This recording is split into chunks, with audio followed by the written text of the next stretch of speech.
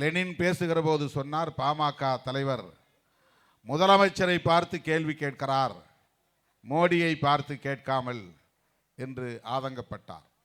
அதற்கு விடை சொல்லக்கூடிய வகையில் நம்முடைய அண்ணன் மாசு அவர்களும் தேமுதிக பொறுப்பாளரும் இங்கே ஒன்றை எடுத்துரைத்தார்கள்.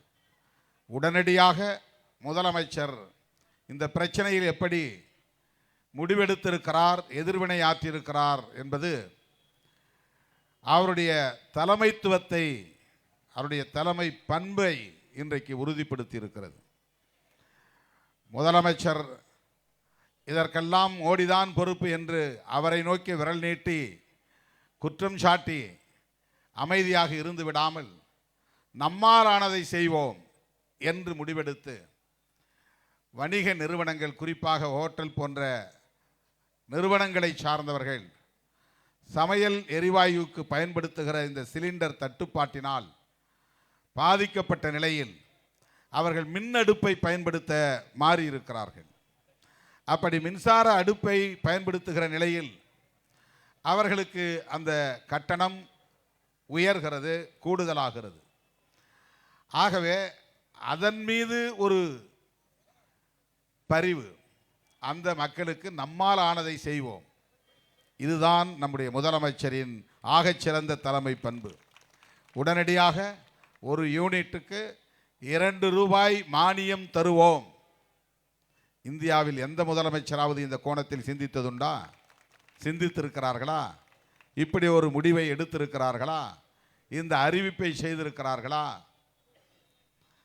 மோடிதான் செய்ய வேண்டும் என்று அவரை நோக்கி கேள்வி கணைகளை வீசிவிட்டு நமக்கென்ன என்று ஒதுங்கி நிற்காமல் முதலமைச்சர் அவர்கள் எவ்வளவு பொறுப்புணர்வோடு செயல்படுகிறார்,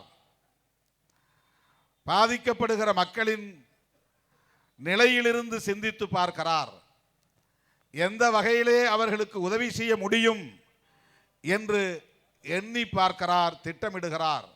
அதற்கு சான்றுதான் யூனிட்டுக்கு 2 ரூபாய் மானியம். ஆகவே முதலமைச்சர் என்ன செய்ய போகிறார் என்று கேள்வி எழுப்பிய நபர்களுக்கு இதைவிட வேறு என்ன பதில் என்பதை நாம் எண்ணி பார்க்க வேண்டும். இந்த சமையல் எரிவாயு தட்டுப்பாடு என்பது தமிழ்நாட்டில் மட்டுமல்ல, இந்தியாவில் மட்டுமல்ல,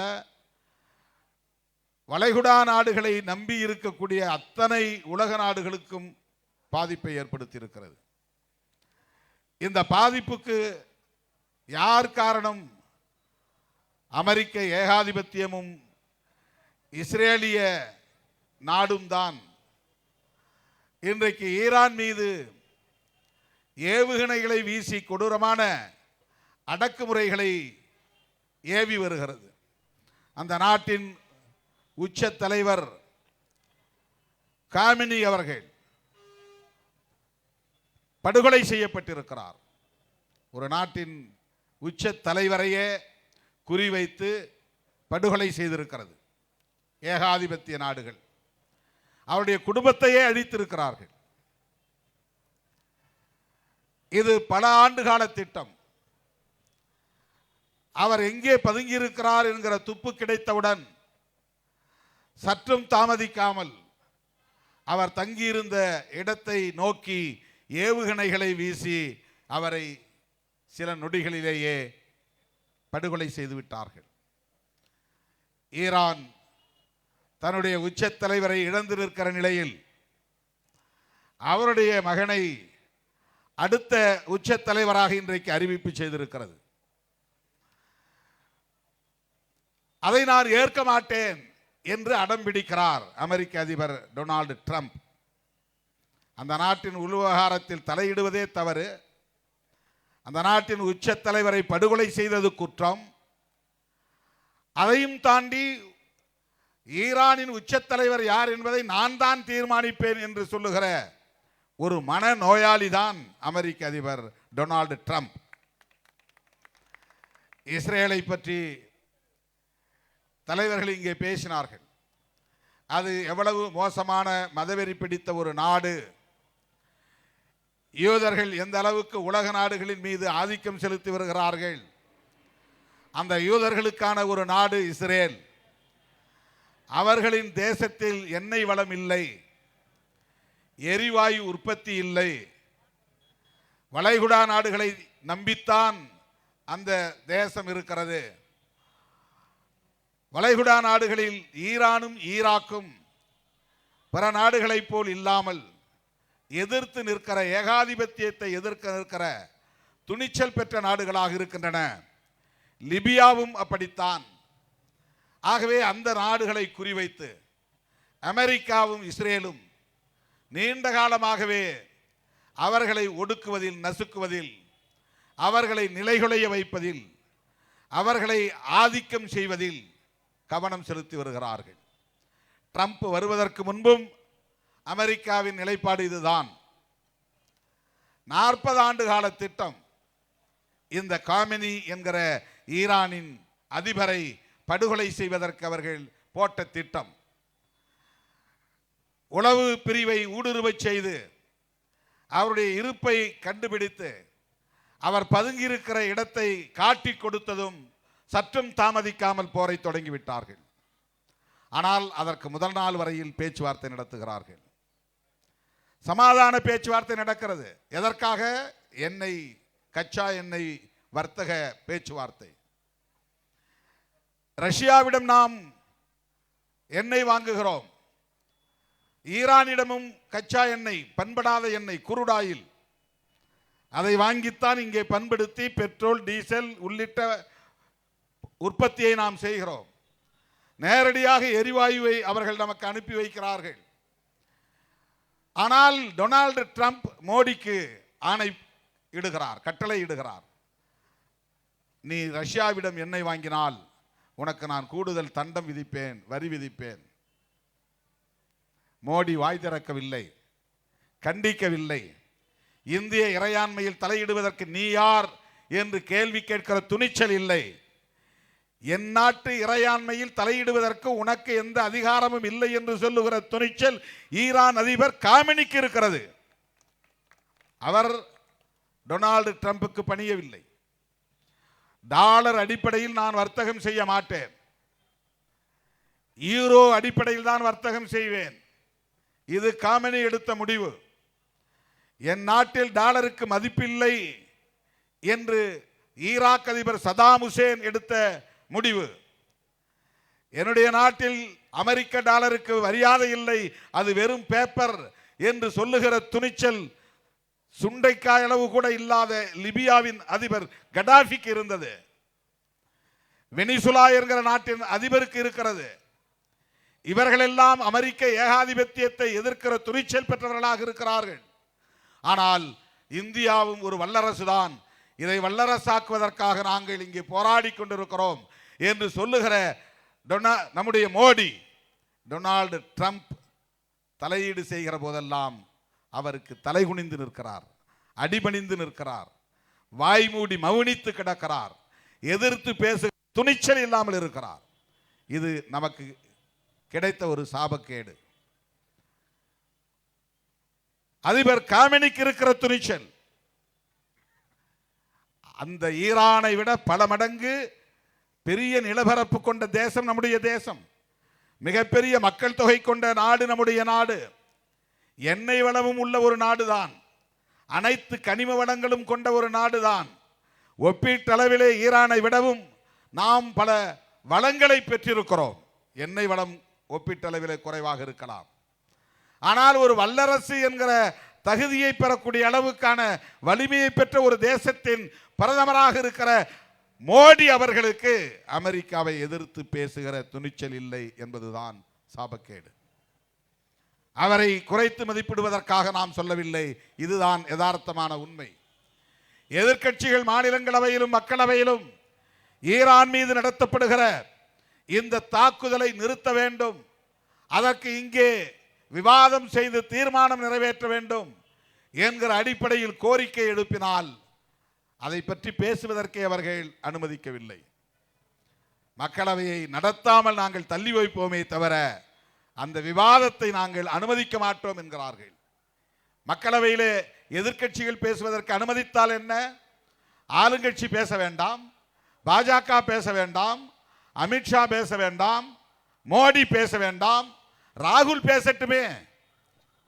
ராகுல் மீது அவன் ஏவுகணை வீசினால் வீசட்டும்.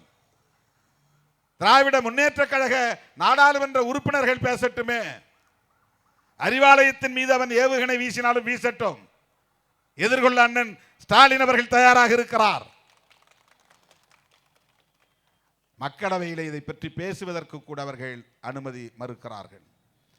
ஆக அமெரிக்க ஏகாதிபத்தியத்திடம் அடிபணிந்து கிடக்கிற ஒரு தேசமாக இந்திய தேசத்தை மாற்றி வைத்திருக்கிறார்கள் இந்த மோடி தலைமையிலான சங் பரிவார் கும்பல்.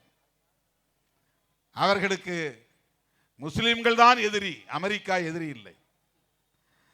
அவர்களுக்கு கிறிஸ்தவர்கள் தான் எதிரி, இஸ்ரேல் எதிரி இல்லை.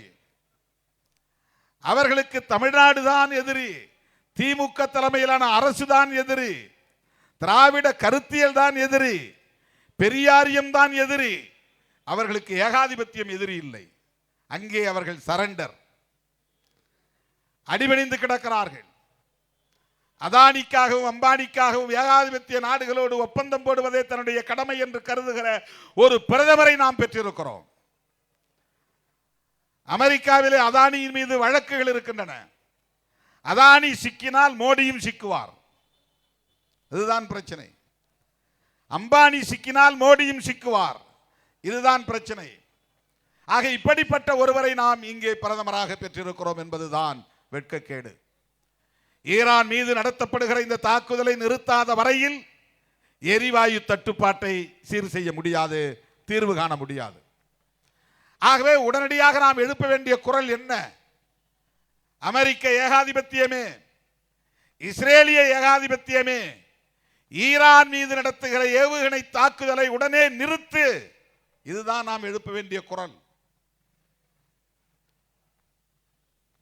ஈரான் நாட்டுக்கும் அமெரிக்காவுக்கும் வேறு எந்த அரசியல் பிரச்சனைகளும் இல்லை. இந்த எண்ணெய் வர்த்தக பிரச்சனை, இஸ்ரேலுக்கும் அமெரிக்காவுக்கும் இருக்கிற நட்பு. இஸ்ரேல் யூதர்களின் நாடு நமக்கு தெரியும். அந்த யூதர்கள் பெரும்பான்மையாக ஆதிக்கம் செலுத்துகிற, ஆட்சி நிர்வாகத்தில் ஆதிக்கம் செலுத்துகிற நிலை அமெரிக்காவிலே இருக்கிறது. இன்றைக்கு அமெரிக்க செனட் ஒரு முடிவெடுக்கிறது என்று சொன்னால், அவர்கள் கிறிஸ்தவ நாடு என்று சொல்லிக் கொண்டாலும் அது யூதர்களுக்கான நாடு என்பதுதான் யதார்த்தத்திலே உண்மை. டொனால்டு டிரம்பின் மருமகனே ஒரு யூதர். அவரே இஸ்ரேலி நாட்டுக்கு ஆதரவான நிலைப்பாடுகளை எடுக்கக்கூடிய ஒரு அரசியல் சக்தி. ஆகவே அமெரிக்கா என்பது பெயரளவில் கிறிஸ்தவ நாடு என்று சொல்லிக் கொண்டாலும் அது யூதர்களுக்காக இயங்குகிற ஒரு தேசம்தான் என்பதை யாரும் மறுத்துவிட முடியாது. இது வெறும் இனப்பிரச்சனையாக மட்டும் நாம் சுட்டிக்காட்டவில்லை. ஆனால் இஸ்ரேலிய நாடு என்பது யூதர்களுக்கான நாடாக இருக்கிறது. அதுதான் காலம் காலமாக, தலைமுறை தலைமுறையாக உலக நாடுகளுக்கு மிகப்பெரிய தலைவலியாகவும் இருக்கிறது.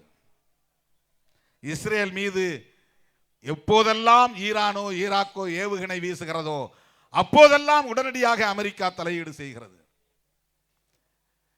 ஈழத்திலே அவ்வளவு பெரிய யுத்தம் நடந்த போது ஐநா பேரவை தலையீடு செய்யவில்லை, அமெரிக்கா தலையீடு செய்யவில்லை. அந்த யுத்தத்தை நிறுத்துவதற்கு அவர்கள் எந்த முனைப்பையும் காட்டவில்லை. ஆனால் இஸ்ரேல் மீது எந்த தாக்குதலை நடத்தினாலும் உடனடியாக அதை தடுத்து நிறுத்துவதற்கோ அல்லது பதிலடி கொடுப்பதற்கோ ஐநா அல்லது அமெரிக்கா தலையீடு செய்கிறது. இந்த நிமிடம் வரையில் ஈரான் மீது நடத்தப்படுகிற இந்த தாக்குதல் குறித்து ஐநா பேரவையில் எந்த நிலைப்பாட்டையும் எடுக்கவில்லை. ஐநா பொதுச் செயலாளர் எந்த கருத்தையும் சொல்லவில்லை. ஏனென்றால் ஐநாவும் அமெரிக்காவின் கட்டுப்பாட்டிலே இருக்கிறது. ரஷ்யா கண்டித்திருக்கிறது. காமெனியின் படுகொலை மிகவும் இழிவான செயல் என்று சைனா கண்டித்திருக்கிறது. ஈரான் அதிபரை படுகொலை செய்த இந்த போக்கு ஏற்புடையதில்லை, இது மிகவும் இழிவான செயல் என்று கண்டித்திருக்கிறது. இன்றைக்கு ஈரான் திருப்பி தாக்குகிறது. அமெரிக்க ராணுவ தளங்களின் மீது மட்டும் தாக்குகிறது. அவன் சவுதி அரேபியாவுடைய ராணுவ தளவாடங்களை வைத்திருக்கிறான், துபாயிலே வைத்திருக்கிறான், அபுதாபியில் வைத்திருக்கிறான். குவைத்திலே வைத்திருக்கிறான். இப்படி அந்த வளைகுடா நாடுகளில் தன்னுடைய இராணுவ தளவாடங்களை வைத்துக் கொண்டு அங்கிருந்துதான் ஈரான் மீது ஏவுகணை தாக்குதல்களை நடத்தி கொண்டிருக்கிறான். எண்ணெய் கிணறுகளின் மீது தாக்குதல், படை தளபதிகளின் இருப்பிடங்களில் தாக்குதல், அரசியல் தலைவர்களின் குடியிருப்புகளில் தாக்குதல். வெறும் புகை மண்டலமாக இருக்கிறது. சுற்றுச்சூழல் பாதிப்படைந்த மக்கள் மூச்சு திணறக்கூடிய அளவுக்கான நிலை ஈரானிலே ஏற்பட்டு வருகிறது. ஆனாலும் அவர்கள் நாங்கள் பின்வாங்க மாட்டோம், அமெரிக்காவுக்கு பாடம் புகட்டுவோம், பதிலடி கொடுப்போம், எத்தனை இழப்பு நேர்ந்தாலும் அதை எதிர்கொள்ள நாங்கள் தயாராக இருக்கிறோம். எங்களை சுண்டைக்காயாக நீங்கள் நடத்திவிட முடியாது, எதிர்கொள்வோம் என்று துணிச்சலாக இன்றைக்கு ஈரான் நிற்கிறது. இந்த நிலையிலே உலகப் போர் மூழுவோ என்கிற அச்சமும் நிலவுகிறது. இந்த யுத்தம் தொடர்ந்தால், கச்சா எண்ணெய் தட்டுப்பாடு நேர்ந்தால் உலகமே முடங்கி போகும். இப்போதே மக்கள் பதற்றத்தில், அச்சத்தில் பெட்ரோல் பங்குகளில் வரிசையிலே நிற்கிறார்கள். கேனாக பெட்ரோலையும் டீசலையும் வாங்கி கொண்டு போய் வசதி உள்ளவர்கள் சேமித்து வைக்கிறார்கள். இன்னும் ஓரிரு வாரங்கள் இந்த போர் நீடித்தால் என்ன ஆகும்?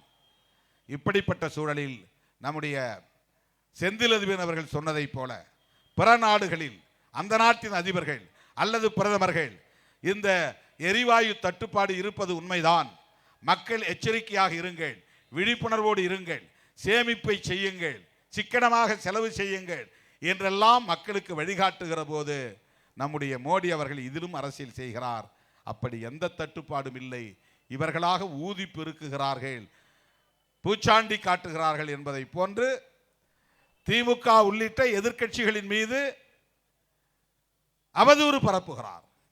எவ்வளவு பொறுப்பற்ற தன்மை இது! இதிலே நாம் எதற்காக பொய் சொல்ல வேண்டும்? பொதுமக்கள் இன்றைக்கு நடைமுறையிலே சந்திக்கிறார்களா இல்லையா? ஹோட்டல்களிலே எரிவாயு தட்டுப்பாடு ஏற்பட்டதனால் அவர்கள் மின்னடுப்பை நோக்கி போகிறார்களா இல்லையா? இன்றைக்கு மின்சார அடுப்பு கூட விற்பனை விற்று தீர்ந்து விட்டது 2-3 நாட்களிலேயே.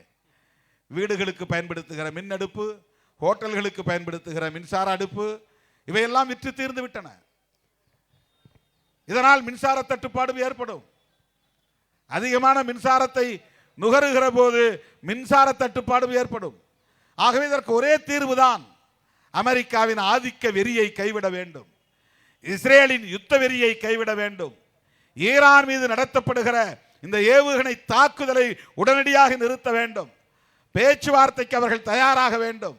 இதை சொல்லுகிற துணிச்சல் மோடிக்கு வேண்டும். மோடிக்கு இதை சொல்லுகிற துணிச்சல் அண்ணன் ஸ்டாலின் அவர்களுக்கு இருக்கிறது. அதை சொல்லுகிற களம்தான் இந்த ஆர்ப்பாட்ட களம் என்பதை சொல்லி, இந்த ஆர்ப்பாட்டத்தில் பங்கேற்ற உங்கள் அனைவருக்கும் என்னுடைய பாராட்டுகளையும் இந்த வாய்ப்பை எனக்கு வழங்கியதற்கு அண்ணன் அமைச்சர் அவர்களுக்கு எனது நன்றியையும் சொல்லி முடிக்கிறேன். நன்றி, வணக்கம்.